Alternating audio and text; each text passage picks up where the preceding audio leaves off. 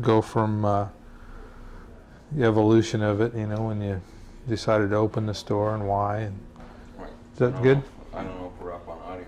Oh, you got to get him hooked up. Okay. Yeah. You There's bet. a lot. Well, we did Marco Collini. Yeah, did you? Yeah. He's an interesting guy. And Harold across the street. Oh, Yeah, that was good. Jay Roman, do you know him? No. He's an old retired fisherman. He lives in a housing project out here at North Moore Bay. Oh. Jay Roman. Well, maybe you help us with a few more Yeah. names. Okay. Because my knowledge starts the late 50s, really. How about Herb Gale? Herb Gale. Yeah, he's a real good guy. Very interesting. Fished a long time, owned big purse seiner. Bait boats and stuff. He'd be a good one. Okay. Herbie Gale. Mm-hmm. And then we're getting close to the end of the line on the old timers. Yeah. Well, we started to get some of the young timers here. Yeah. get Well, we got some- Dickie and Eddie Sylvester, Yeah. that was pretty. We did that on Dickie's boat, Oh, which who was did- really nice. Dickie Sylvester. Yeah. Oh yeah. Yeah. He's good. That's good. He's one of the youngsters. Yeah, he's one of the youngsters. Yeah. So, all ready, Chief? Okay.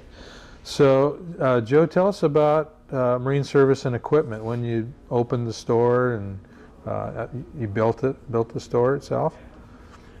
Yes, I built the store in the fall of 1959. Mm-hmm. I was commercial fishing. I moved here in '46 actually, and I fished till 1952.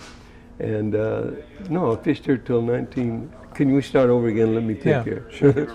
Huh? It's okay. Yeah. Let's see. I quit in '59. That's right. I quit fishing. Yeah, I was okay. I'll start all over again. Okay. Okay, I moved here in '46, commercial fishing. I towed a boat here that was 100 miles at sea stranded. It was just a fickle finger of fate, actually, because I wasn't planning on coming into Moore Bay. I've lived in Newport, Oregon, and I thought, I looked at my chart and I thought, gee, Moore Bay, and I called the San Francisco Coast Guard. We didn't have any Coast Guard here then. And I see on my chart that showed there was a restricted area, the Navy restricted area. So I called the Coast Guard and they said, no, you can tow the boat in. And so I did, and I fell in love with Moore Bay right off the bat. It was so beautiful, so charming, so quaint. And the people were so warm that I just thought, this is it. And I immediately, about 3 days later, I purchased my house here. And I called my wife and I said, we moved. And she said, where? Moore Bay. No one knew where Moore Bay was, of course, from up north. I lived in Newport, Oregon, and Moore Bay was, I didn't even know where it was. So I moved in and I fished out of here till 1959. And then I decided to quit fishing, and my kids were growing up, and I would go build this marine store. I wanted actually at first to do marine repairs, engine repairs. And I did for about 8-9 months or a year. I did engine repairs, diesel engines, General Motors, and Cummins, and a few Caterpillar engines. And then the fishermen kept clamoring for me to build a marine store up, and they wanted gear because there was a lot of boats in here at that time. And in the fall of that year, in the summer of that year, it was the biggest concentration of fishing boats that Moore Bay has ever seen. There was 365 boats in here at one time. All the albacore on the west coast were right here. And here I was, just a fledgling marine store, and there was so many fishermen that 30 or 40 of them would be here waiting for me in the morning for supplies. And I was just starting. And so I'd be ordering, all I could do was order truckloads and truckloads of stuff. And the fishermen would come in and load the trucks right up their own slips and take off. Is that right? And it was very interesting. It was just unbelievable. It has never happened since that time. And it could happen again sometime, but we don't know when. Right. That fall, there was a World Series going on, and Sony made a little 5-inch 12-volt TV that the fishermen could use. And I sold 250 of those 5-inch TVs. Is that right? It was just, I couldn't get them fast enough because they wanted to watch the World Series games. So it was very interesting. And since then, the marine store has grown and grown and grown, and in 1972, after about 12, 13 years, I gave the store to my son, and he's operated it since then. So we actually started here in 1960, and we're in 40. It's been 41 years. It's still going. Still going, Yeah. yeah. It's not the same anymore. The harbor doesn't have as many fishing boats as it used to, and that's a little unfortunate too. Yes. But we're hoping that it'll build up again someday. But with the fishing industry and the outlook right now, it's not too promising. Yeah. When you acquired the property here, was there an existing building on site? Was there any? Was there a building here? No, there was no building No at building. all. No, Oh. there was no building at all. It was just well, let me take that back. There was a little gear shed. A friend of mine built, and we built a little gear shed right where we're sitting now in the back end of this property, so we could store our fishing gear and our nets. It was very small, and of course we tore that up and contracted this building. Yeah. The cement work, the building, and everything was a little over $12,000 to build it, and you know, concrete was $13 a yard, and the building was, I think, $6,500, and it's 100 feet by 40 feet long. Who built the building for you? It was a butler building. Oh, it was. Yeah, and it was built by somebody in Paso Robles. I don't recall his name now.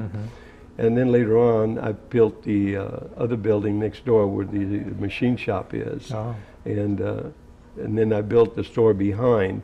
It was a fish market. I built it especially for a fish processing plant.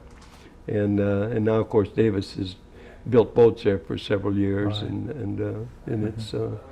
And then I acquired this building where the Sun Bulletin is. I was involved in a partnership on this when the original Sun was there, and then the paper.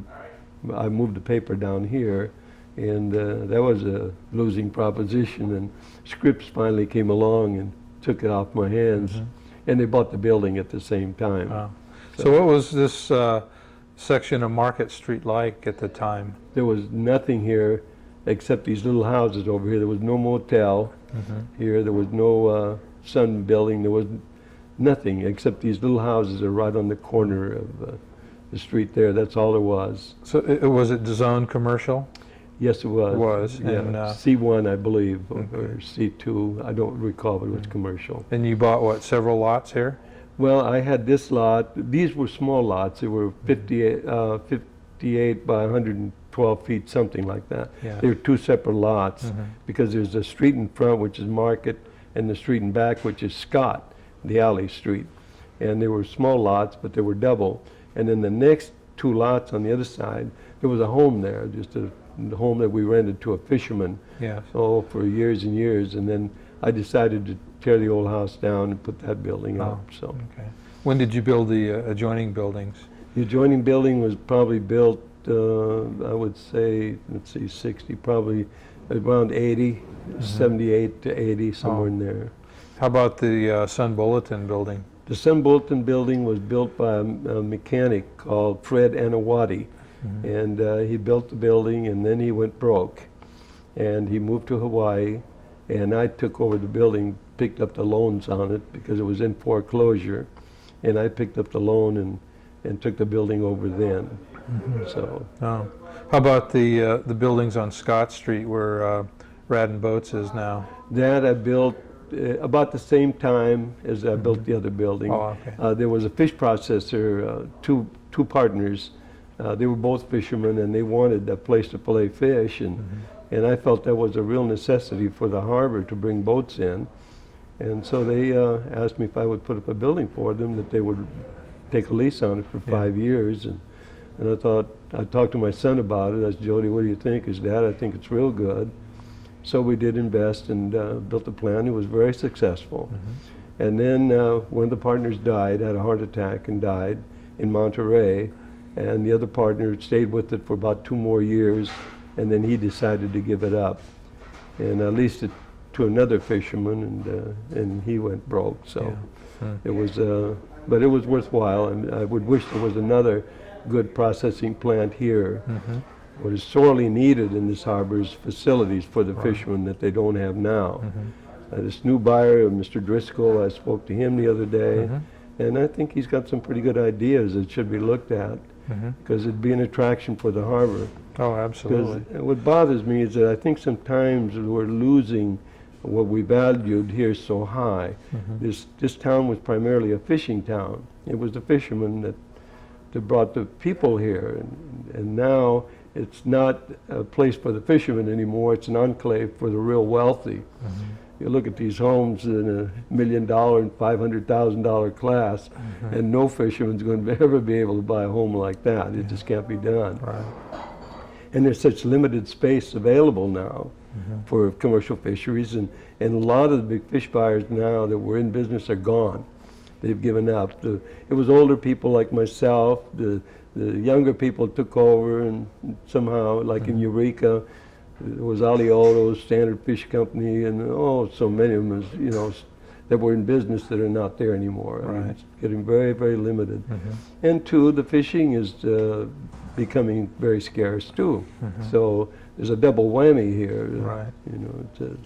It's a serious situation the fishermen face right now. Yet that still attracts a lot of people to the community. And Yes, it does. the tourist Even the trade. boats themselves, even if they're, just the attraction of the boats brings the people here. And I think sometimes, politicians can't see the forest for the trees, and that's what happens in a harbor. They're looking at big incomes. Well, the city's looking for big incomes. They also have to look at what attracts the income to the city. Right. That's important, and they don't do that. I mean, they're looking at, oh boy, this guy can bring us a lot of revenue, and we can hire more people and spend more money and build the bureaucracy up when other things are more necessities in this Yeah. life. Right. Right. Well, tell us a little bit more about the store. You'd mentioned earlier about the abalone diving trade and building compressors here too. That's kind of interesting. Yeah, well, when we first came here, there was actually very little boats. I had a 65-foot schooner. It was a northern halibut schooner. And the boat I towed in was a 55-footer with 5 men on board. And we looked at the harbor. There was just a mosquito fleet of, I don't know how many, but 40, 45, 50 boats, just small abalone boats. And my business at first was just building tanks and buying diving equipment and stuff which I had never done before. But the fishermen were all helpful, worked with me, and told me what they wanted. And we started building air tanks for the fishermen, compressors, diving hose, and it was very successful. I mean, we just lived on the fishermen for several years, until the abalone fishing fell off. Yeah. But it was a very fabulous industry, really. And I can remember sometimes friends would come from up north, and we'd go buy a 5-pound box abalone from Frank Brebb's for $3 and a half. Yes. And now you can't buy it for how much? $200, A box, 5-pound box would cost you, I don't know, more than you and I have. And those were real abalone steaks. Yeah. They were this big, Yeah. 3/8 of an inch thick, and oh God, they just melt in your mouth. that's great. I just long for something like that now, but probably never get it again. Well, not And for there a was while. just so many. The plant behind here, just behind my store, that was an abalone processing plant. Okay. And then there was Frank Brebb's, processed on the waterfront. Pierce's operated a place up there. I can't remember the name of the street, but there was several abalone plants going. The Palladini building there on Monterey Street, I think you're Yes, referring right. to, yeah. Yeah. Which is still there. Yeah, Do you still know there. Do you know who owns that building? I don't know. Oh, okay. No, I have no idea who owns it. Oh. And there's little processors too that didn't have as many people, but they'd catch their own, Yeah. maybe 2 or 3 people together, and then they process them and Yeah. go out and market them themselves, because there was a big market for them. Right. San Francisco and Los Angeles. Mhm. It was What other diving equipment did you stock here? Did you carry any suits or helmets or anything? Oh yes, we imported a lot of stuff from Japan, the heavy did? divers equipment and the heavy suits, because it was maybe 3 fishermen used heavy equipment.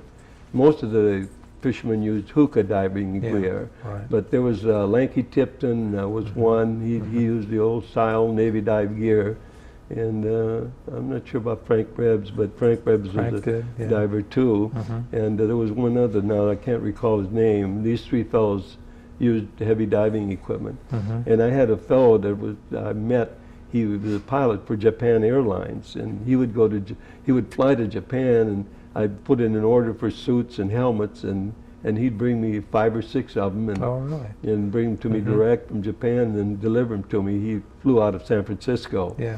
Very fine fellow, and Mhm. he would bring them in to me, and they were beautiful suits and beautiful helmets. But one of the things that was interesting, I'd say, gee, hurry up, because these guys need these things. He says, you can't hurry them. Oh. He said they just take their time, they do them when they can, and that's all you're going to do. You can't say hurry up, Yeah. put some extra time in, because they don't do that. Mhm. Of course, that was 50 years ago, 40 Yeah. years, 50 years ago too. How about the diving shoes and other equipment? Was there anybody around that built that? Custom built it? No, not here really.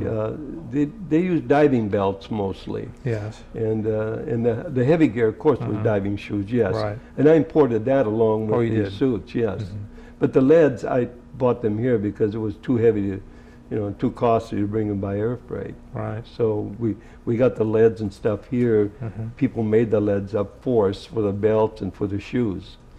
But the suits and the helmets were all made Mhm. in Japan, actually, the ones I imported here. Yes.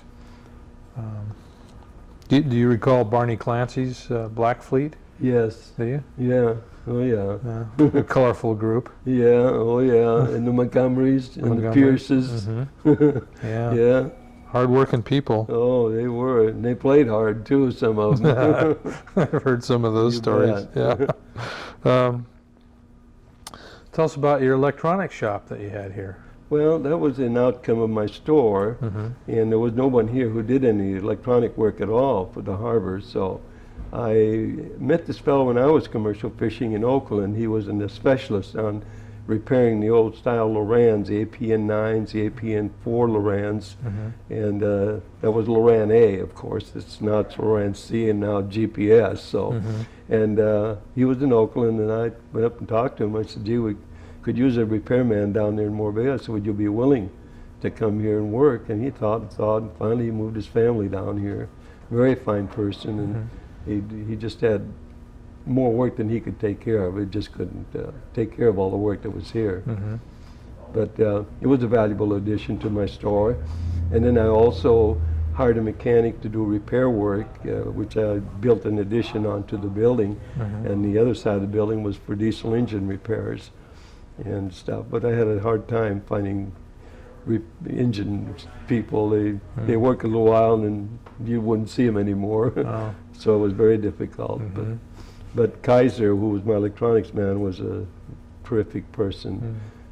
Sober, hardworking, and a very fine person. So, Tell us a little bit about Loran and the origins of Loran. well, the origins of Loran were developed during World War II, and they were used for precision bombings. One of the big secrets, of the war, and they used them in bombers to precision bomb targets, and that for the war there was thousands of them that were for sale, and they had two models, Loran. Two models. One was, they were huge, bulky boxes. There was, I think, 48 tubes in one, and it took 60 amps on a 24-volt power supply to drive them. And after the war, we wanted them, so the Navy released them, and we find them, and that's what my electronics man did. He would convert those over so you could use them in the fishing boats, and so hundreds and hundreds of those were sold, but they were so antique compared to what we have today. Yes. You could get one position, maybe up in Spring Island in Canada, and you could get a longitude position, but you couldn't get a latitude position. And later, after years, maybe 15 years, they came out with the Loran C. And that Loran was just a little tiny thing and didn't have any power supply except a built-in power supply. And they used, instead of 50 amps, they'd use 5. Yes. And they had latitude and longitude instantly. The first ones you had to manipulate it and put the little arrows and this and that. It took time. Now you turn the thing on, it's on.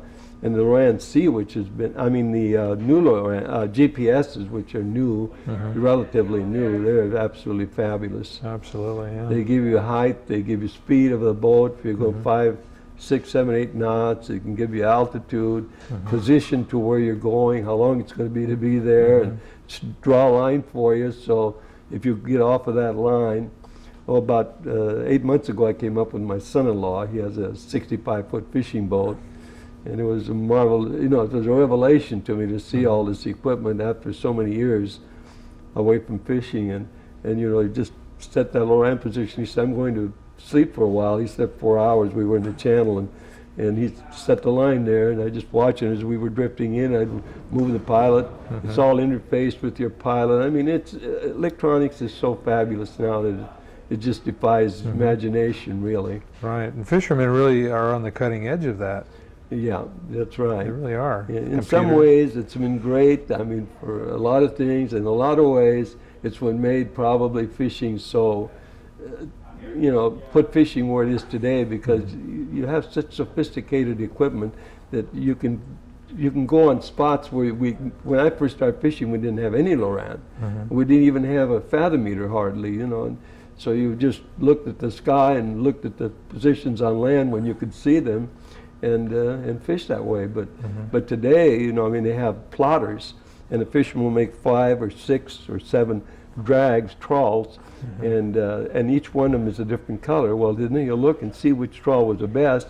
He'll turn around, set the boat on the pilot, and then the plotter will put him right down the same course that he was going. And they have trawl sounders too, that they can put on a net to see what's exact on the bottom. And not on the net, I mean on the trawl doors. That's looking at the bottom while they're trawling. And sonars that can scan out a mile in front of them, down, in color, you know. I mean, it's just unbelievable, just the amount of equipment. I believe my son built a new boat here about 3 years ago, and I'll bet the electronics were probably $50,000 with electronics, and sonar, radars, and GPSs, and automatic pilots, and color sounders. It's just fabulous stuff, you know. I wish sometimes I was starting fishing now or doing something now, but at 86 you can just look and drool, you know. But it's fun though to be up abreast and watching all these beautiful things going on now. Oh, it's great, isn't it? Absolutely. Yeah. Absolutely. Many good things.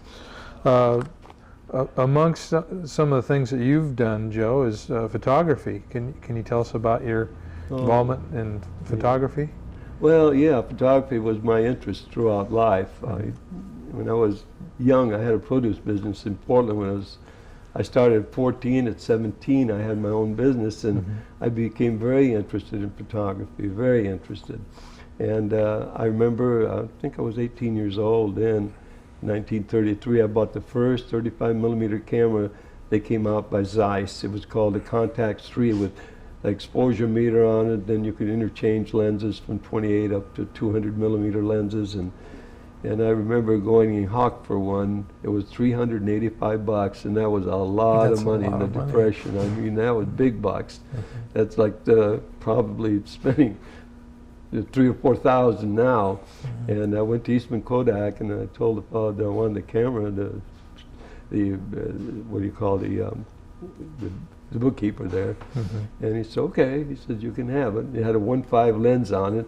I'd go out at night to these movie houses and shoot pictures, you know, of the things, and I just had a real thrill with it. And then I had a chance to go to work in a shipyard for Kaiser, and I became head photographer there. And I had a real nice job there, and I was the first to take pictures of their launchings of the Star of Oregon, the Meriwether Lewis, and the Clark, the first 3 Liberty ships that were launched. And I did the official photography on those. Where was the Kaiser shipyard? In Portland. In Portland, yes, Oregon? They had 2 of them actually. And then there was Navy shipyards there. There was several shipyards there in Portland were Navy shipyards and Kaiser shipyards and stuff, and it was a lot of fun. And then after that, when I quit doing that, I went to construction work a little bit, and I started fishing. And for some reason, I just gave up photography in the dropped it. I'm sorry many times that I did, but I still have a few memories and pictures and things that I took. So Tell us about photographing the Liberty ships. the Liberty ships. Yes. Oh well, like I said, I was the official photographer there for the yard, but when it came to launching the Liberty ship, my boss wouldn't allow me to go in the shipyard and take the pictures because they had hired a commercial studio to do all the work with 5 photographers. And so I said, we don't need you. And I said, well, I want to be in there. And he said, I'm sorry. He said, but you're not going to get a pass. And I was a little bit upset over it. So I went to Kaiser's personal secretary. I had met him because I worked up there in the office where all these people were working. And I told him about it. He said, no problem. He said, what's the problem? And I said, well, Bob won't let me get in the yard to take the pictures tomorrow. He said, okay. He says, I'll give you a pass. And he gave me an unlimited pass, Henry J. Kaiser's name on it. First time I went in the yard, they picked me up in a motor scooter, you know, with the sidecar on it, and took me into the place. And I saw my boss there, and he said, he motioned me over, he said, come on over here, I want to talk to you. And he said, who ordered you in here? And I said, Mr. Kaiser. And he said, oh, and that's all he said, and he just walked away. Well, I took, I think, 5 rolls of film. As I recall, it was about 180, about 180 pictures. And that night I worked all night, and I made a print of every one of them. And I had a beautiful picture of the mayor of the city of Portland, his wife busting the champagne bottle, Henry Kaiser Jr.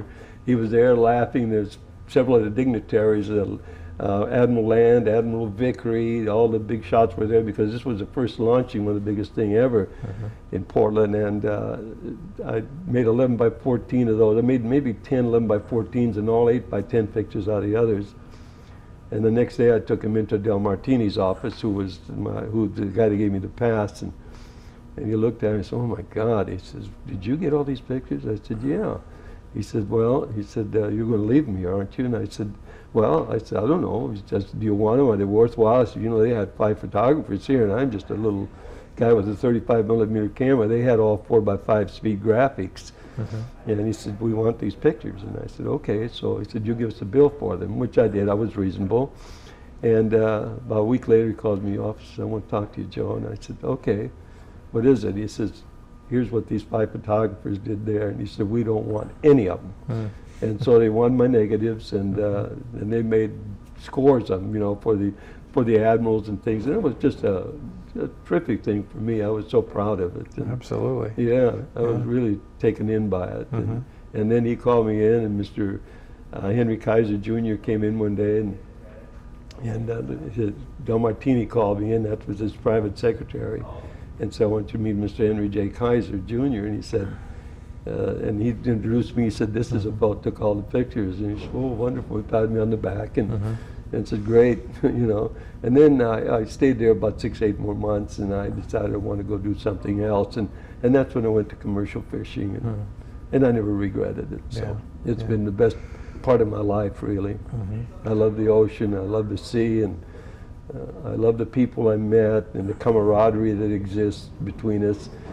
Unfortunately, it's not that way anymore. I mean, when I used to fish, we'd go down the waterfront. There was very little traffic, and we'd go down in kibitz, you know, and talk about our old fishing days and spin yarns and everything. And now today, fishermen are so sober and so pressed, I guess. You know, I mean, everything is so expensive. Cost of living is so high, and their living now is very, very tough, and I think there's a lot of pressure on the fishermen today that we didn't have. We lived a rather leisure life, enjoyable life. We loved to go in harbors and meet people. I'd go in San Francisco, and we'd take our nets up on the dock, and you know, we start patching nets, and tourists would come by, and we'd talk to them. And, no, it was great. I just loved it.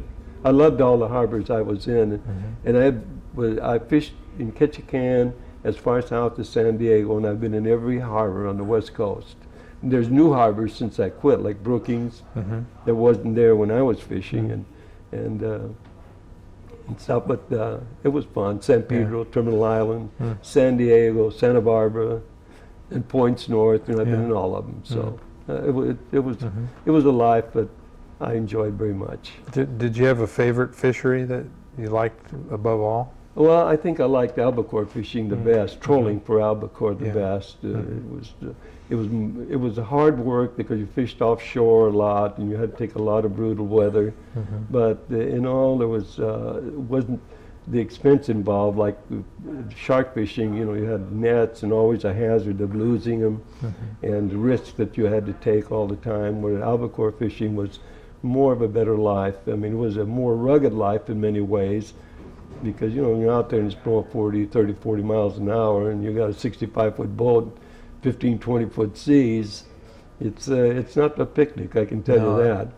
Because fishermen, you can look at them and they're tough guys. They have strength in their hands and they have courage in their hearts. I mean, it's part of what you have to have if you want to be a good fisherman. And that's what some of us had. And loved it, too. Yes. I mean, you're out there for, say, sometimes my longest trip was actually about 30 days. And you lose track of everything. You don't care about the news. You don't want to hear what's going on in the world about the wars and the things that are going on. You know, you just listen to other fishermen talking. And night you go to bed, you're exhausted, you know, because you get up 3 or 4 o'clock in the morning and you fish till late at night, 8, 9 o'clock, put your fish away, and then you have to roll all night. So a lot of times you don't get much rest, but just the same, you love it. You know, it's just a part of life. You're breathing that fresh, moist air. You know, and it's just invigorating. To me, it was anyway. I loved it. So I wished I could do it again, but maybe someday. Who knows? You know. Yeah. Well, you're. You know, just the descriptions you're giving us are very meaningful. Well, they're true. I mean, that's just my true feeling about the whole thing. And I regret very much, and sometimes, you know, I'm saddened by seeing what's happening to the fishing industry. And one of the biggest things that I complained about when I had the store was that the government was giving so much money to put boats on the market, you know, I mean, and buying fishermen, giving people that weren't even qualified to be fishermen, they were just throwing the money, you know, away. And I could see that there was a limited time, you know, and we shouldn't have been doing these things. Yes. And I would talk to the man in Seattle who was he was a chief loan officer for the whole West Coast. His name was Don Lawson, a fine person, and I say, Don, look, ease up on some of this. You know, I mean, don't be so free with some of this money because it's going to come back to haunt us one of these days. You know, as boats got bigger, more power, that meant bigger nets, more sophisticated fishing gear. Fishermen got smarter and they built better nets to where they could go over rocks and reefs that they could never do before. Right. And so we wiped out a lot of the fishing grounds and too many boats. So I don't know what has to be done now. But I believe the government has to do a buyback program and get some of these boats off the fishing grounds. It's got to be done. You hold the government partially responsible because of overcapitalization and the loans? Overcapitalization, yes. Yeah, making loans available, free money, you know, not free money. They had to pay it back at low interest rates. But again, you know, as long as you could get the money, and it appeared lucrative at that time. I mean, there was fish. I mean, when I was commercial fishing in Newport, Oregon, trawling, it wasn't catching the fish, it was selling them. Rock cod, for example, you could go out and get 10 tons in one tow. Yes. You'd make 2 tows, you'd have 20 tons of fish. And they were paying us 3 cents a pound.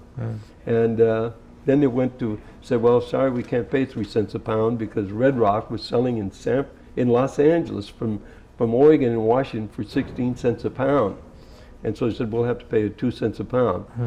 Well, imagine $40 a ton, and you come in with 20 tons of beautiful red rock for $800. Yeah. You know, think about that. Oh, that's incredible. You try to tell people that now. You'd be out trawling, and you'd go over the rock grounds, and the huge trawl, you'll just float right up out of the water. Tons of fish. I mean, just boats that come in with their holds full, nets hanging up, you know, on the top. Well, it looked great to think it's never going to end. Yeah. But it did end. It did.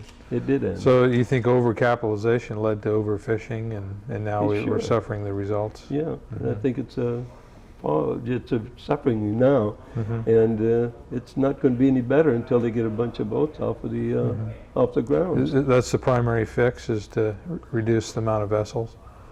That's the way I see it, yes. I think maybe albacore would still remain probably pretty good. They did stop a lot of the net fisheries in the South Pacific, and I think that's brought the albacore back. And it's a fast-roaming fish, so it's got more of a chance to survive because it's got thousands of miles of ocean to go to. I did the fishing game, the California Fishing Game, asked me one time if I would take a biologist with me. This was in 1953, with me to tag albacore, which had never been done before. And I said, sure. So I took this young man with me, and we tagged something like 250 albacore. And we picked out the best. You know, they furnished the man, paid for his expenses and everything. And I was interested too, because we didn't know a male from a female. We didn't know what their rate growth was. We didn't know where their migratory habits were. So we tagged, I said I think it was 170 or 80 fish that we actually tagged. We'd take the fin in the back and we put a spaghetti tag on there with the data on there that was inside the spaghetti tag, and then tie it on to the fish. And the fish had to be in good shape or we wouldn't take them, because a lot of time when you catch a fish, you know, their eyes or their gills are torn, and because they're moving so fast when they strike that gear, they're moving just rapidly, and sometimes they tear their jaws out. But when we had a good fish, not too big, that wasn't hurt, we'd tag it. And they recovered 6 of them, I think, maybe more than that, but that's the last I knew. And they caught one in the South Pacific, was about 6,000 miles from where we had tagged that fish. And so 2 of them were caught within about 300 or 400 miles the next year or two from where we had tagged them. And they did recover several fish, and from that they learned their kind of a growth rate. And well, sure, here's a fish caught down in Mexico, now he's 6,000 miles in the South Pacific, so we know they're moving. They kind of tried to ascertain their pattern too. They think that the fish come in around Cape Mendocino, and there's 2 schools of fish. They come in. One seems to veer towards north into Oregon and Washington, and even into Canada, and the other seems to migrate south. They think that's sort of a pattern that these albacore are taking. The other interesting thing was that we tried to ask, how deep can these fish go? I mean, they're built so solid, and you know, they propel with their tail. They don't. Their wings are just to balance them with, but all their speed is with their tail, and they can do 30, 40 miles an hour, just bursts of speed. The next interesting thing was, how deep do you think these fish can go? Because their eyes are so big and so solid, because they have great vision. And one of the fellows I talked to that was pretty good on this stuff, he thinks they go down to at least 4,000 or 5,000 feet. Really? I said, really? I said, I can't hardly believe that, but that was his theory, looking at their solid construction and everything, and that they can go very deep, very fast, move very fast. I mean, what's interesting, you know, 50 years later, really don't know that much more about albacore. They're kind of a mystery fish, aren't they? well, they didn't do the research on them anymore. They didn't continue. They just kind of gave it up. You know, I mean, they did a little bit there when I was commercial fishing, and then they went on to different things. You know, I guess they just didn't care enough. Has anybody determined how you sex these fish? I don't know. You still can't determine a male from a female, can you? Well, I'm not sure. There was something on that, but they are. Yeah, it's very strange. How they breed? I mean, nobody knows where they breed. No. What's the smallest albacore you know of ever caught? Yeah. Oh, there's some that were off. One time we were out here 600 miles southwest of Point Conception, and the fish were just little, maybe 4, 5, 6 pound fish. Yeah. Very, very. But so they're not born at that size. Yeah. I mean, have albacore plankton ever been found? No, I don't think so. Oh, see, that's really very strange. I mean, they're very elusive fish, and I remember when the first albacore was caught off the Oregon coast. I wasn't fishing at that time, but a couple sailboats were coming into to Newport, Oregon, and they caught these fish on the line and didn't even know what they were. Oh. And this was about maybe 35. I started fishing 39, and this was 4 years, about 3-4 years before. And I read about it in the Portland papers, and this strange fish that were brought into Newport, Oregon. And so one of the fish buyers called the cannery down here in San Diego. He says, albacore, albacore. Wow, up here, you know, whoever dreamed of albacore? And so they, you know, they were just awestruck with it. Of course, then the word went out, and the boat started fishing. It was bonanza. I mean, it was the greatest thing that hit the Oregon coast for a while, because for many years the fish were off the Oregon coast, maybe 10, 12 years. Then they disappeared completely. There was, from the 40s on to maybe the 50s, there was not an albacore to be caught. You'd go 100, 200 miles offshore, and the fish moved down to Mexico. And they lasted there 10, 12 years. And then they moved up here, up off our coast here. And then they kind of left here too. I mean, and here the last 6 or 7 or 8 years, up until last year, the boats were going as far as 1,400 miles west of Morro Bay here to catch albacore, 1,600 miles. In the North Pacific there, you know, just to catch albacore. And then last year they disappeared from there, and they moved back down here again. So you never know from one year to the next where you're going to go. I remember one year we were down in Mexico, and it looked slack, and I headed for Oregon. And the person doesn't realize when you go 1,000 miles on a boat, it's 7 miles an hour and bucking heavy weather. I got up to Oregon, no fish at all, nothing.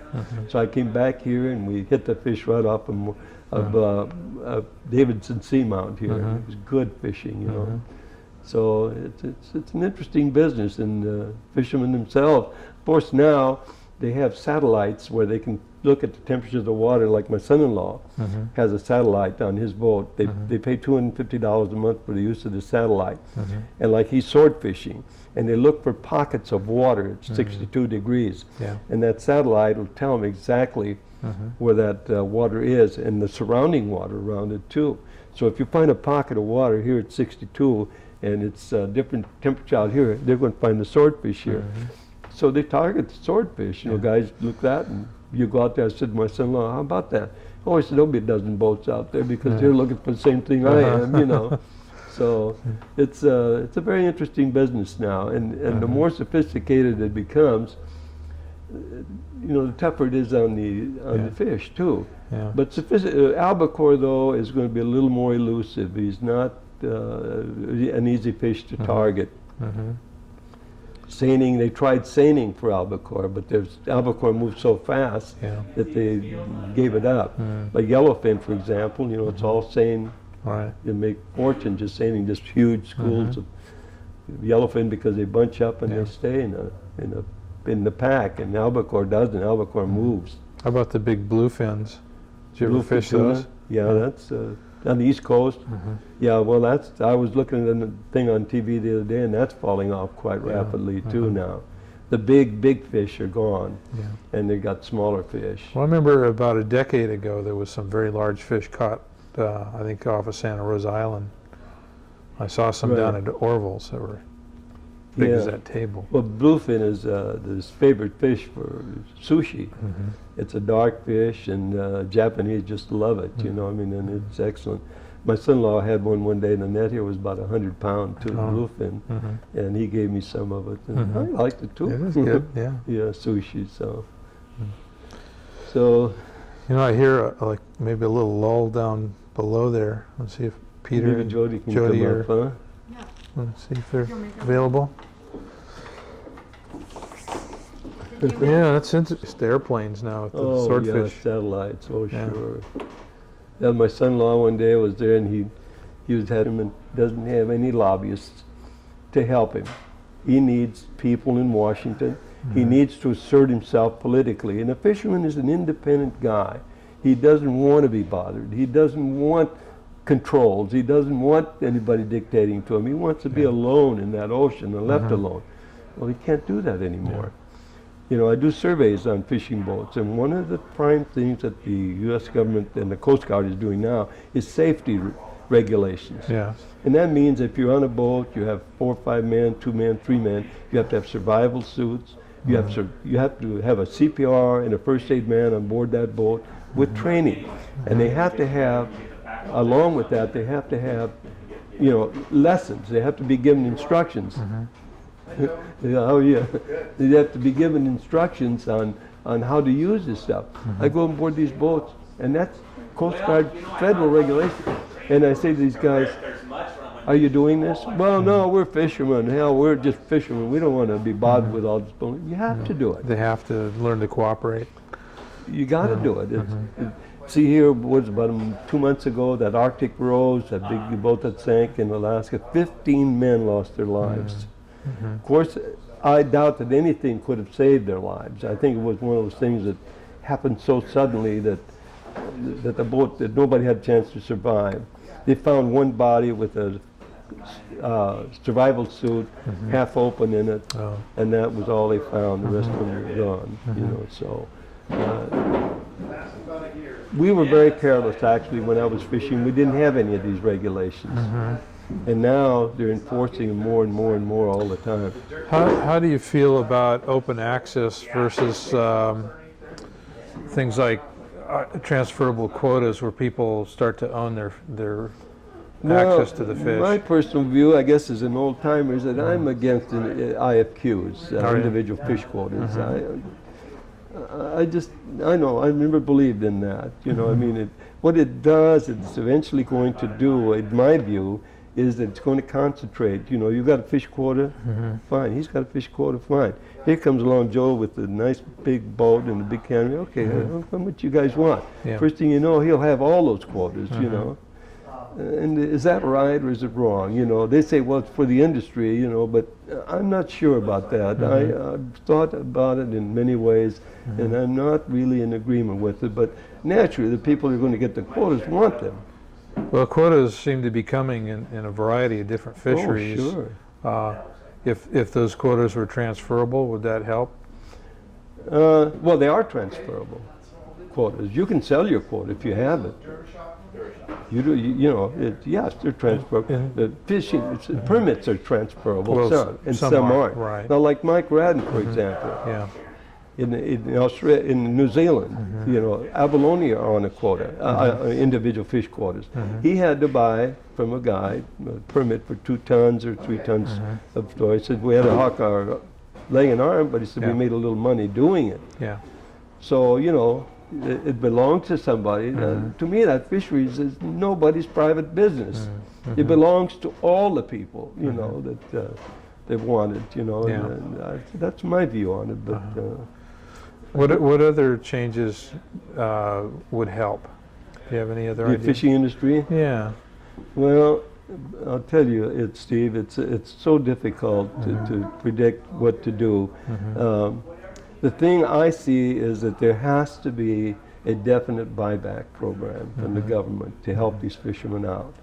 They gave them the money to start in with, they loaned them the money, and now they have only one chance, and that is to say, well, let's retire some of these boats and get them out. They did it on the East Coast. Yes. They did it there, and they have to do it here. But unfortunately, I don't think that's going to happen.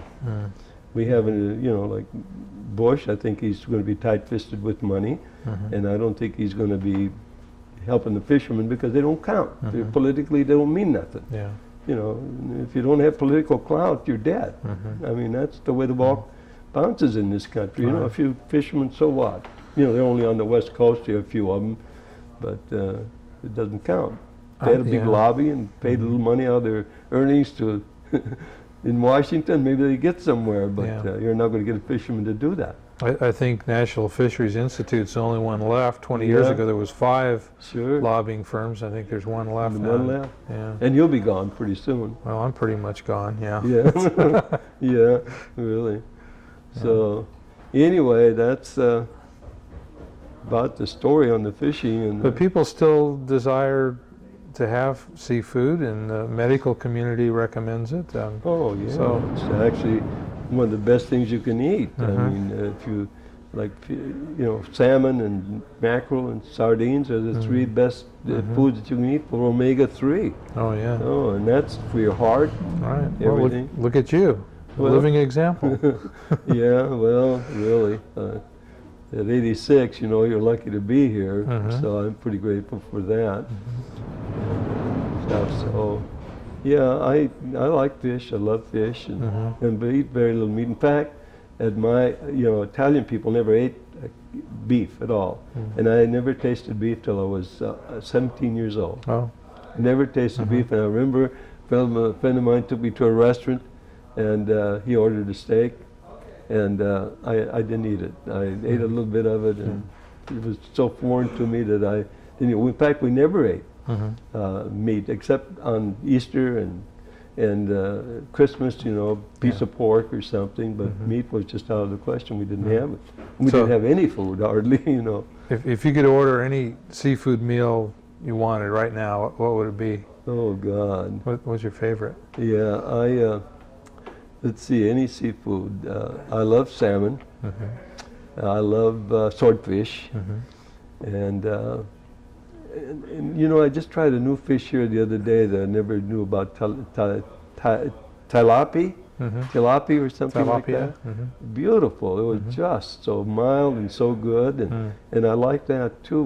But I think of all the fish, salmon's my favorite, and swordfish is my favorite. Yeah. Both of those fish. Pretty hard to beat. How about luvar? Have you ever had I luvar? never have eaten luvar. That's no. a strange fish. Yes, I did. I ate luvar years ago. Yeah. But I haven't seen any of it on the market. Well, I don't think it ever makes it to market. It's Everybody keeps it. when somebody somebody has it. Yeah, it never gets to the store. When I was in the store, when the fisherman had a luvar, and he brought me up a piece of it. Yeah. And that's the first time I think I've ever eaten it. Yeah, it's very mild. Yeah, very mild, delicious. very good. Yeah.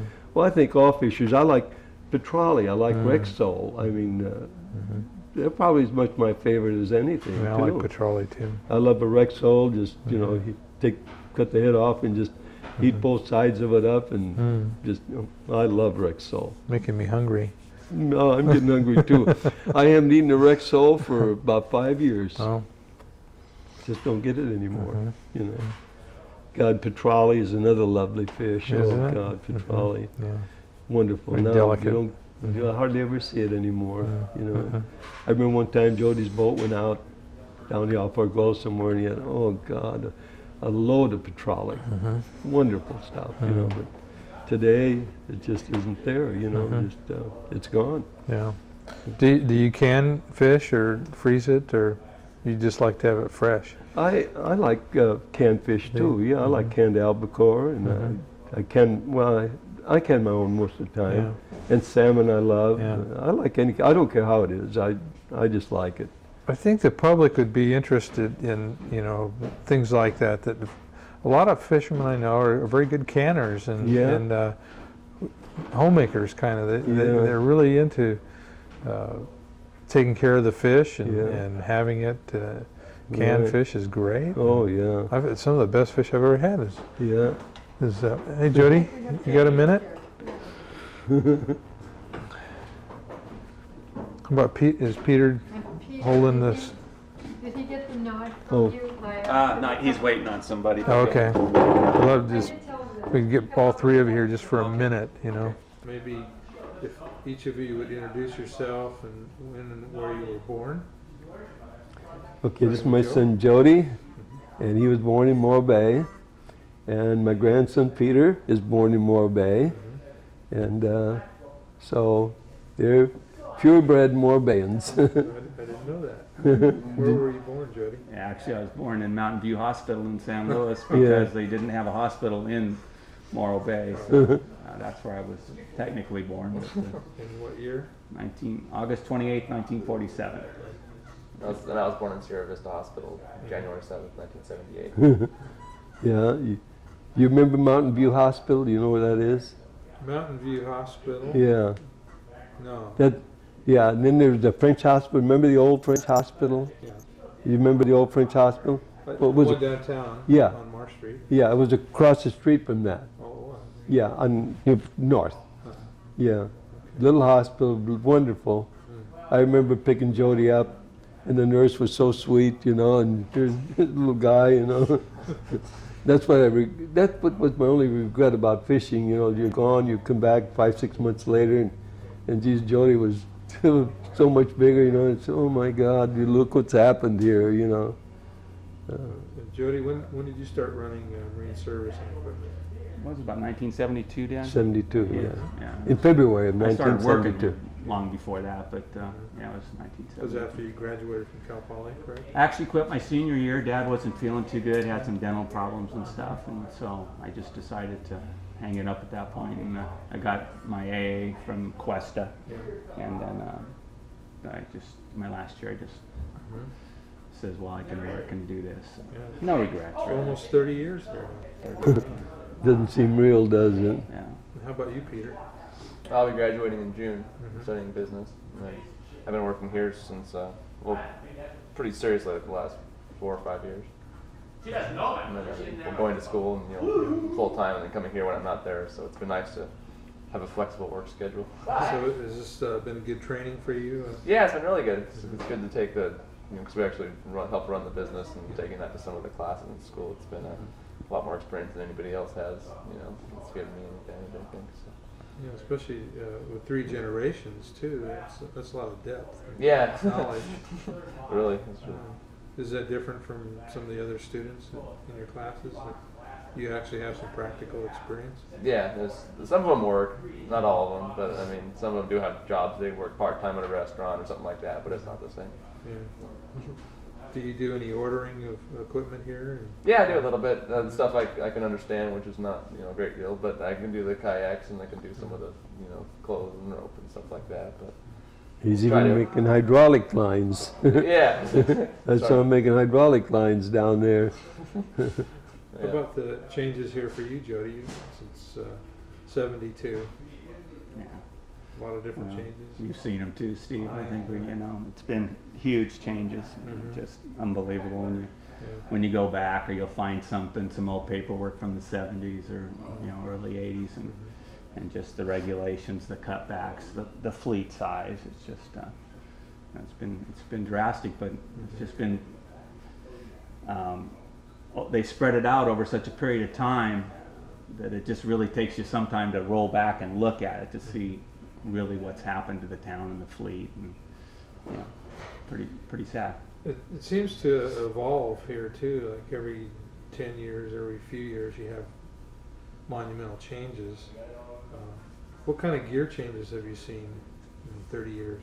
As far as like going from different types of gear? Just anything to do with a net, Steve, I would say. It's been just pretty much taboo as far as the government and the regulation. I expect probably within another 5 years it'll be very, very, any type of net in the ocean will be not a lot of them, and just more cutbacks on everything. It's just the only bright spot I see perhaps is trolling, for like salmon and albacore. But any interaction with like anything with marine mammals, anything with birds, the nets, we're going to lose the battle, and I just hope that they do some kind of re-education or something to help the fishermen on these vessel buyback programs and permit buyback programs. I think that's our only hope. Well, the use of nets goes back thousands of years, so why is it now, in 2001, so critical? Just politically correct. I think so few people live really right on the coast that understand that's the most efficient way of catching things. That they look at the newspaper reports, and if they happen to see a bird or something entangled in a net, it's we can't do that. We got too many people with too much money and too much time on their hands. So you think it's people's perception and lack of education? Yeah. And then it's hard on our hand to turn that around. Like the California Seafood Council, I thought was doing a fair job trying to re-educate, and pretty soon there goes their funding. And if we don't educate the young kids and start young, that we're not the bad guys and destroying everything. So I think that's hurt all of us. That I know my family, everybody thought they were great people for feeding others and Yeah. earning honest money, and in the last few years, everybody's become an outlaw. You know, people don't realize that they're cutting food off their table.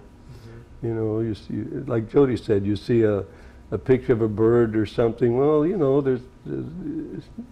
you see people getting killed on the highway, but you don't stop driving a car.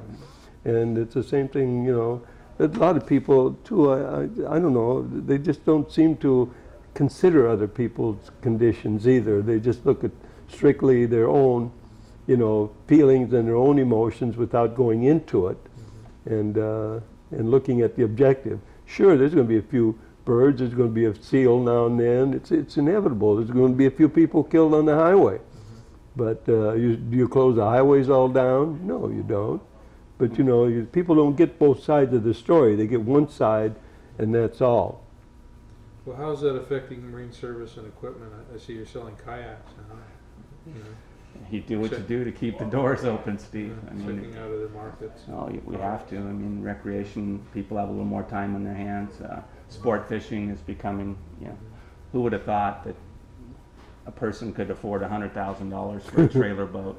Yeah. You know, like Radins now, you know, and they got a backlog on them. $70,000 to $100,000 for a little sport fishing boat. Yeah. And Wow. You they know. have the time, they have the money, you know, so that's where we're trying to find a niche to go with it. Do you think you're going to evolve into that segment? Well, that's where we're going to head. Yeah. You know, I mean, who knows where we'll end up? Gosh, it's real hard to predict. If somebody had predicted 10 years ago where we'd be now with things, I wouldn't, you know, Yeah. would have had a hard time believing that. But you have to evolve, or Or you're done. you're done. You're done. You're How just. about you, Peter? What do you think? What's it going to evolve into?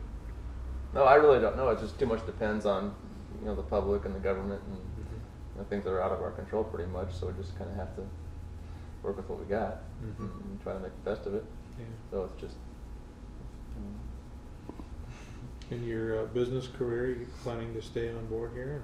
Yeah, I'm going to be here part time and doing some other stuff part time. So I want to try to help as much as I can and just try to, you know, at least, you know, be here for a while, and then after that, we'll see. It's going to be depends. If it's more, you know, more profitable. Obviously, it'll be a little bit easier to stay on board and to help. You know, if I'm able to do, I'm more interested in the financial services myself, and this is, you know, not my. You know, my calling. I don't think I can't even go fishing. So, so I don't know. It's going to be you know, we try to keep it open as long as possible, and it works out great. Kind of takes the fun out of it if you can't go fishing. No, yeah, a lot of the first-hand knowledge is tough to come by when you're stuck here. So, You might explain that you get extremely seasick. That's what he means. yeah, Yeah. He just deathly seasick. Not for everybody. You know, I learned that. yeah. You get seasick, Pete? Steve? Sometimes, yeah. Do you? Yeah. But even Radin gets seasick. I know that about Mike. So Yeah. it's not unusual. Change I boats. never got seasick. Isn't that It strange? is.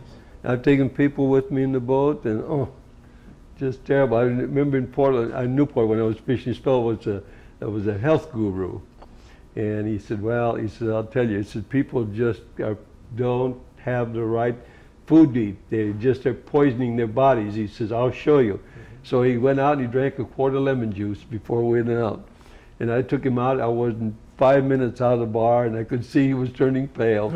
He wanted to go albacore fishing with me, and by golly, he just heaved and heaved and heaved, and he wanted to stay out, but the next day he started heaving blood.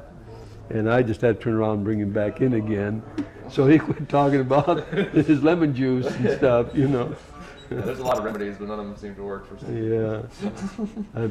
Poor Peter, you know, he went out with me one time fishing salmon, sport fishing, and he was sick as he could be. And Denise, his sister, she was having a ball on the boat, you know, and she'd look at him and she was so proud that she wasn't sick, you know, and stuff. So, you know. Maybe it skips a generation because my kids seem to do fine. Yeah. with it. Yeah. Yeah, what's hard when you're out at sea and it's rough and really tough, and you have to go down that engine room and work. Yeah. Yeah. Fuel kind of does it. Yeah. Gasoline's worse. Yeah, gasoline was. It's all. If you're sensitive, anything is bad. Yeah. Diesel smell. oil, in the engine room and the heat. And I've had people working with me couldn't go in the engine room. They'd be all right on deck, but they wouldn't go down the engine room. Couldn't stand it. Anything you guys want to add to the story here?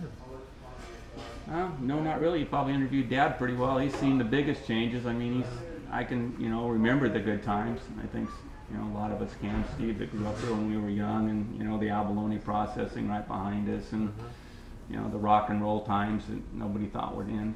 Yeah. At least I didn't think would end. And try to keep it nice statements, but just, we saw some great times, and saw some really nice people, and I don't regret anything. I just,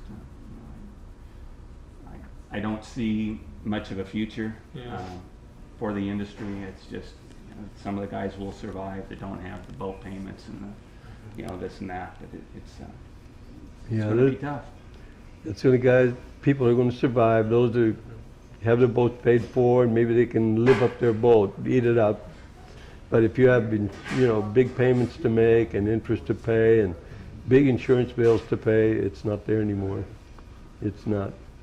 Well, Joe seems to think that more fisheries involvement, more fishermen's involvement, like in the Pacific Council, would be a good thing.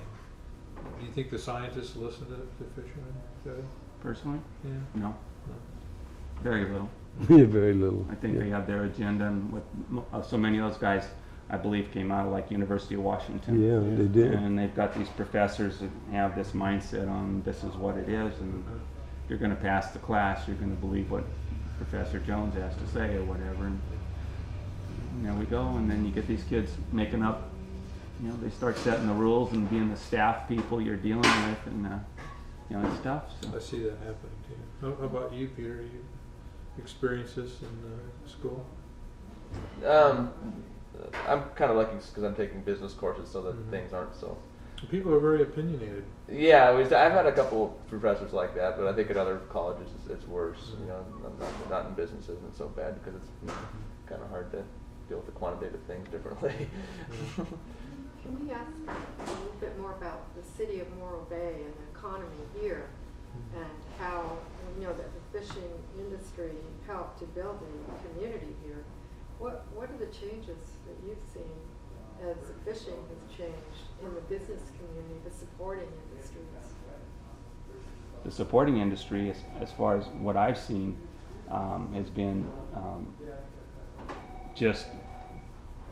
it just keeps getting smaller and smaller and smaller as they don't have the boats to support the supporting industries, the fuel docks, the ice docks, they just keep shutting down. And luckily, when Dad passed Measure D and helped do that back then, at least from Beach Street here over, we do have that area set aside pretty much for commercial fishing and help for those for the base industry.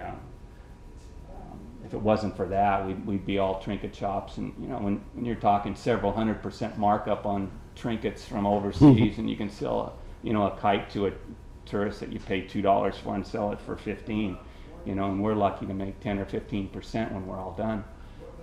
It's real tough. You couldn't, and then the city gets, they keep trying to get more rents, more revenue, and it just spirals down there on the waterfront. So, we're lucky, Dad built up here, that we're not dealing with the city. But now the infrastructure for the fleet is, the cannery just sold down there. It's from what the rumors say, it's going to be condominiums, and you can't. He's gone. Yeah, that was a primary place for unloading fish. Sure was. Beautiful dock. Can't pay $1 million to unload fish anymore.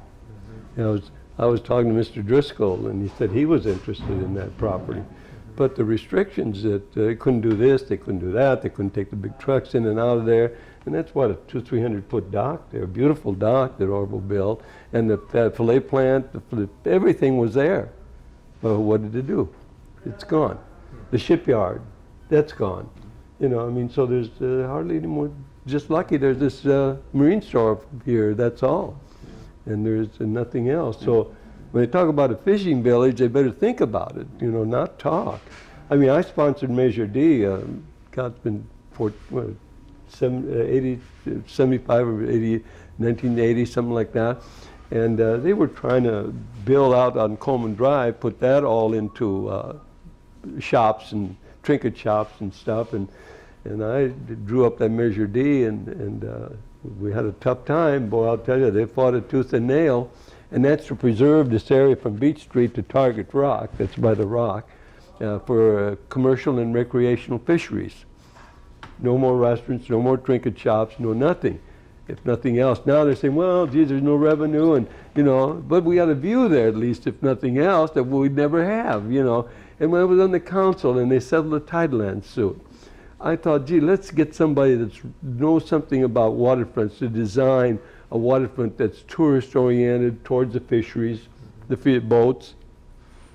And I contacted an outfit down Pereira and Associates down south, and they do harbor design work and stuff.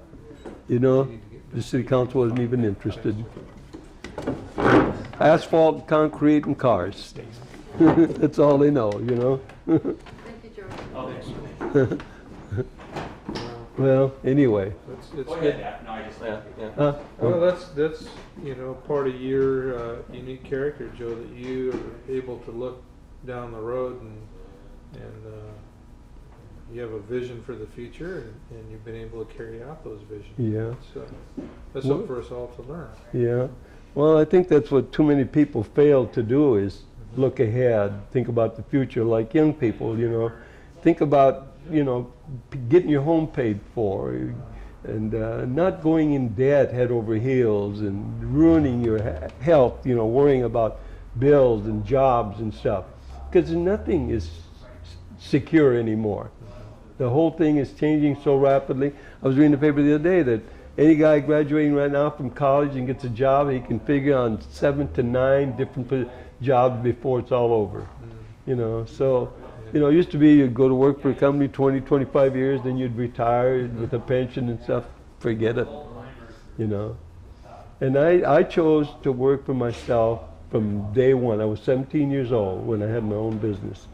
And I wanted to be my own boss. I didn't want anybody looking over me and, raking me over the coals. I wanted to be free. I wanted to have a free spirit to do as I wanted to. I made a lot of mistakes, don't get me wrong, but I also made a lot of success too. I made a lot of mistakes in this store.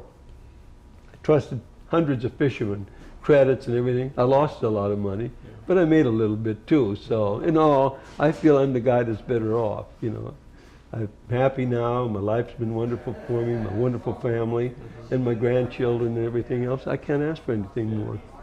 So when I leave this world, I'll leave happily, Well, you've done very well with your family. It's wonderful. And I was going to say about Measure D, I felt very strongly about Measure D because I could see what was coming, and the pressures were there. There's people with money, and naturally, city council, their ears started twirling around, and a guy even wanted to put a restaurant down on top of the rock. He was building elevators. It might have been a pipe dream, but he had brought out plans that we could put a restaurant up there, a big, beautiful revolving sign that could be seen all over, Yeah, really and truly, people think about that. Wow. And then there was a guy that had the whole Coleman Drive lease. They gave the whole lease to Coleman Drive to one guy. And he was going to develop it. He was a promoter, But we spiked him in a hurry, But, things like that. I mean, when I came here, honestly, the waterfront was so beautiful, so quaint. Eucalyptus piling along the waterfront there. Sometimes there'd be 40, 50 artists sitting down there with their easels, painting the thing, and the boats tied up along there, and oh gee, And now it's a massive traffic, and it's just, I'll tell you the truth. I don't care much if I ever go down there anymore. Now, I do once in a while. Yeah, I go down because it's a lore for me that I love, but the thrill, the excitement that was there is not there anymore. Just like I said before, fishermen are too overweight with debts to have fun anymore. It's too serious. We all help one another. We did things for one another. It was just. If a fisherman needed a job, or maybe his engine wasn't running right, I'd go down there and fix it for him, and he'd come over and help me with my fishing gear, When I first started fishing up in Newport, Oregon, I'd never been on a boat before, never been out to sea. And you know, we were rigging up for salmon. I didn't know how to rig up for salmon. One of the guys came over and he took my knife and he started cutting gear and making my lines up for me. He says, "Come on, let's go out. I'll show you how to put these out." Mm-hmm. Now, you know, how many people do that today? Rare. You know, I mean, it was just different. Mm-hmm.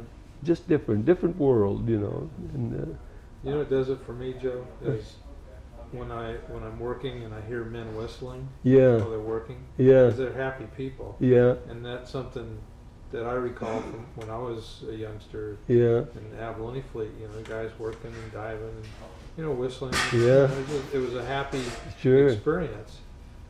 It's rare anymore. Every Usually- once in a while, whenever I hear that, you know, it takes me back. Yeah, Go it back does. 40, 50 years. Absolutely. Yeah. Do you ever go down the waterfront and see guys, you know, laughing and smiling and having a good time anymore? Hardly. Hardly. Hardly. I mean, Once- it's there, but it's kind of like a mask. Yeah, it's, it is. The It's way not. they want to be, but it's hard to be that way. It is. It Yeah. is. There, it there is. is that. When you say serious, you know, that's the right adjective. Yeah. Because they are just, Yeah. they are serious these days, and Yeah. it's unfortunate. Yeah. And I think it's going to be more so that way. You know, as I see it progressing. You know. They've got us in a rat race, you know. I mean, you just start looking at how much money it takes a young person today to start making things. I mean, how's he going to do it? How are you going to buy a house? A young person like Peter, for example, getting out of college, he's going to buy a house here in Morro Bay for $350,000, $400,000, or go rent a little shack for $1,400, $1,500 a month. I mean, we're all out of whack, you know, completely. In my way of thinking, it just can't be done. And I honestly hate to say it, but I see trouble ahead. I mean, this big inflationary spiral, and it's crazy. Mm-hmm. It's absolutely crazy for this country. And it's not going to last. It's just, something's going to happen here before too long, you know? I hate to think about that, but it's going to be true. Well, I think the same way. You know, we used to go fishing and clamming and Sure. as a way to supplement income. Yeah, you can't do it Get anymore. your own. It costs more to do that now than if you go buy it. Yeah. So it's not a good deal like it used to be. When- And then you lose the recreation. When we were young kids, we were all poor, no question about it. But people were happy, you know, and we could look ahead and look up. You know, we were at the bottom of the ladder then, and we were looking, you know, up. Now you're at the top of the ladder and you're looking down, you know. I mean, it's just a different perspective altogether. And like I say, I don't think this is healthy. You know, people say, oh, you've never been better off. Well, if you look at the credit cards and the mortgages that people owe, cars on credit, house on credit, everything they owe is on credit. Is that good times? No, not to my way of thinking. No, I don't believe that. I'm always, you know, I grew up always looking for where I was going to go, you know, how I was going to get there. Yeah, Now I'm always looking at who's going to be taking it away from me. yeah, You know, yeah, I started off my morning this morning on a computer talking about insurance. yeah. You know, it's like Sure. I feel like Yeah. going back to bed. Sure, the government takes 40% of everything you own, you know. Yeah. People don't realize that, you know, from cradle to grave, you know, you got to pay for taxes on this, taxes on that, and it's too much. Well, that's what I think is the most important about your own story is the freedom, and Marco Collini said this too, the freedom Yeah, fishing provided, yeah, you know, because you didn't have the regulations. that's right. You started and you're off in the ocean and you're catching fish. Yeah, You know, you're living by your own wits and skills and yeah, maintenance on your vessel, yeah, and you know that's what got you by. yeah, Now that we have all this bureaucracy Yeah, it's on hard top to of do us, that. it's real hard. And the bureaucracy is telling you how to maintain your boat. I used to be so happy fishing albacore. I'd be singing, you know, and I can't sing, but I'd be singing and pulling fish, you know, and oh man, boy, water would be flying over the boat, but we didn't care. We were happy, you know. It was fun. I just loved the life, you know, and stuff. And like I said, I wouldn't. Today, I think if a person had a reasonably priced boat, and he could go out and fish albacore, because when I fished albacore it was $285 to $325 a ton, and now the fishermen are getting $1,400 a ton. That's another thing that's happened. There is not one cannery left on the Pacific coast. Not one. Down San Pedro, Terminal Island, where I used to deliver fish, there was the Westgate Sun Harbor, Van Camp, French Sardine, Pan Pacific. There was 6 canneries down there. Continental Can Company had their factory right there, and they made the cans for all these cans. Nothing there now. Nothing. There's not a cannery on the west coast that can pack albacore. Now, is that good for the fisheries? No, I don't think so. They take the fish now, they're frozen, they put them in a container, ship them over to wherever they go, Africa or someplace, and they can them and bring them back to us. I mean, because, you know, I remember when I was fishing and the cannery workers went out on strike. They wanted $1.50 an hour more. And the canner says, you know, if you go for strike, we can't pay it. We'll be out of business. Well, the union leader said, fine, go out of business. Then they did. You know, they couldn't pay it because the cheap labor of stuff overseas, they couldn't compete at all. So there was 4,000 or 5,000 women out of work. You know, I remember going in to Terminal Island there, and you'd see all these women at lunchtime sitting down with their white uniforms on. You know, what's that? You know, first time I went in there. And it was all these women eating their lunch, sitting outside, kibitzing, talking, happy, you know, and everything. And you go down there now, what do you see? Nothing. It's gone. Is that healthy? I don't think so. You know, a fisherman now, if they had a cannery here where they could deliver, they'd get $400 a ton more for their fish if it can be delivered, because they have to deduct that for freight and shipping, trucking down there, from boat to over there, and then from over there back here again.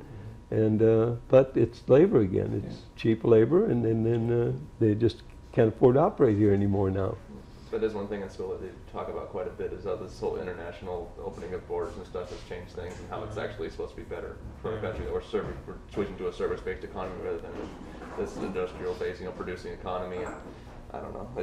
That is one thing that I don't agree with. But I mean, it gets tough when you switch to the kind of economy that we're heading towards, and where we've been. If something, Yeah. Yeah. Well, is it time for lunch? Okay. Thank you for Well, your time.